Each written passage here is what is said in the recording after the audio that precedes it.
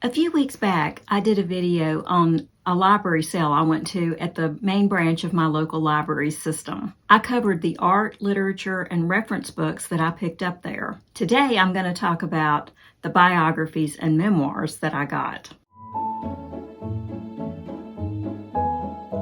Hi, I'm Linda Maxey, the author of the Library Lynn books of recommended nonfiction. While I've changed my focus from nonfiction to fiction for the time being, I still have over 50 books in my collection that I bought to read, and I intend to read them all, even though it may take me a long time. Right now, I'm reading research for my novel, and I'm also reading other novels in the genres that I'm thinking about writing in. That's fun, but it's also work. So before I get into the books that I bought, I'm going to cover the most recent nonfiction book that I'm reading right now. The book is In the Spirit of Crazy Horse, the story of Leonard Peltier and the FBI's war on the American Indian movement. Peter Matthiessen, the author, was uniquely qualified to write this book. His resume was very impressive. He was a naturalist who served in the U.S. Navy and also in the CIA, and this fact here blew me away. He founded and helped run the Paris Review as a cover for his spy activities while he was in Europe. I mean,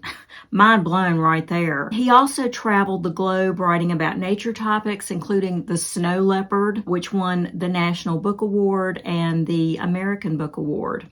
He was a very interesting man. In this book, he covers the events that led to the imprisonment of Lakota activist Leonard Peltier for the deaths of 2 FBI agents at a shootout between the federal agents and the Native Americans near Wounded Knee in 1975. This book was always controversial. While Matthiessen took great pains to make sure his research was accurate, there was never any doubt that his sympathies lay with the Native Americans in this dispute. The events that led to Peltier's conviction and incarceration were complicated and somewhat shady. Many were convinced that he had been erroneously framed by the government, which sparked international human rights protests. But oddly, many in America had never heard of him, even though it was a huge controversy. Personally, I had never heard of Leonard Peltier until I picked this book up. Matthiessen told Peltier's story in this book only to have it effectively banned in America for 8 years after it was published by Viking. In this story, Matthiessen stresses that the subject is a case of human rights abuses, but it's also an example of our abusive behavior towards our home, the earth. At present, I've read the introduction, the first 2 chapters, the epilogue, and the afterword. I'm still following Adler and Van Doren's advice to do a thorough inspectional read before you begin the book, so that's why I went ahead and read the epilogue and the afterword, and I do think it's helping me understand what's going on. But once I'm done with this book, I feel like it'll be a candidate for a full review. Okay, on to the library books that I picked up. I only got one memoir, so I'll start with that. It's Teacher Man by Frank McCourt. If you've never read Frank McCourt's memoir, Angela's Ashes, you really owe it to yourself to give it a try. I can't recommend it enough. The poverty that he describes while growing up in Ireland is both harrowing and heartbreaking. When he was old enough and could afford to, he left Ireland and came to America, which he covers in his second memoir, Tis. And I picked this one up at a Goodwill sale. I haven't read it yet. Like so many books I've gotten over the years, I've let other books come first, but one day I intend to read it. It covers his early years in America. After moving to America, he earned a teaching degree and taught English in New York City's public schools for 30 years, and that's what Teacher Man covers. His teaching methods were unconventional but effective, but like often happens with people who go outside the lines, he had conflicts with his superiors that kept him in trouble. And having worked in high schools myself, I'm very much looking forward to reading this one. I'm so happy to have all 3 of these books in my collection. Now I'll cover the biographies in alphabetical order by the subject of the book, because librarian.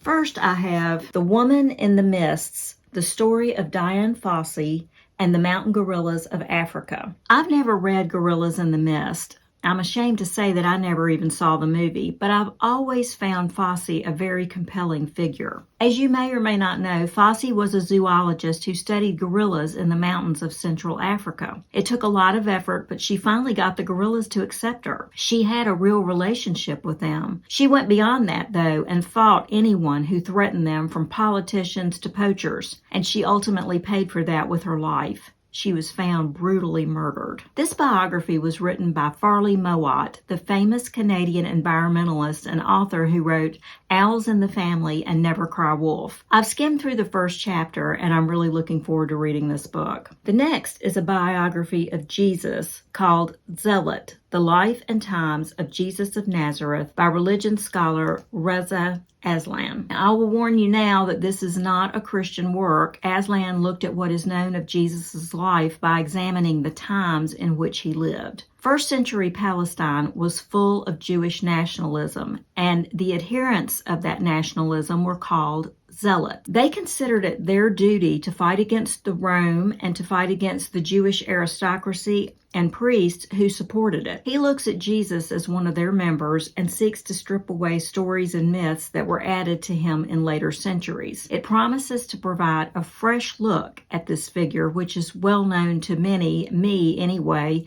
having been brought up in a Christian culture. I'm looking forward to reading what Aslan has to say. Now, as I've mentioned before, I'm a fan of Shakespeare's plays. I read Will in the World by Stephen Greenblatt about a year ago, and in this May's edition of Lynn's Top 10 newsletter, I covered books about Shakespeare, and the book I'm going to show you next was one of those titles. I was thrilled to find it for $1 at the sale. The book is A Year in the Life of William Shakespeare, 1599, by scholar James Shapiro. In this book, Shapiro does exactly what the title says. He covers the events worldwide and in London during the height of Queen Elizabeth I's reign. He tells what happened in the life of the bard, his business dealings, what he read, what he saw, and what he wrote.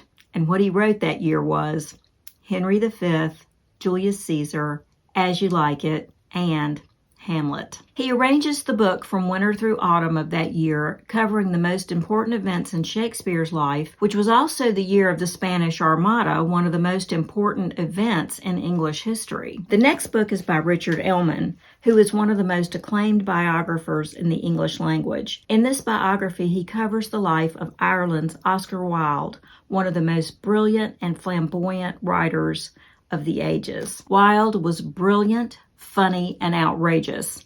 He rubbed shoulders with the literary and artistic elite of his time in London. He rocketed to fame with his play The Importance of Being Earnest and his novel The Picture of Dorian Gray. But just as quickly he fell from grace and spent time in prison because in his 30s, after he had married, he accepted his homosexuality and began a tragic and doomed love affair with Lord Alfred Douglas. This biography has been hailed and lauded, and I'm excited to own it in hardback, and I look forward to reading it. And finally, I bought Virginia Woolf by Hermione Lee. Earlier this year, I read Penelope Fitzgerald, A Life by Lee, and I adored the way Hermione Lee covered her while talking about her works and what was going on in her life at the time she wrote them or later or earlier that influenced her. I'm not an expert on Virginia Woolf, but you can't read anything about Britain during the time she was alive that didn't refer to her in one way or the other. I have read Mrs. Dalloway, and while I didn't love the book, I can understand why it's praised and why it's considered a classic. Lee's biography of Fitzgerald inspired me to read Fitzgerald's work. And so far, I have read the biography of Charlotte Mew, who was a poet, a Georgian poet in the early 20th century, and Fitzgerald's novel, The Bookshop. I imagine after reading the book on Woolf,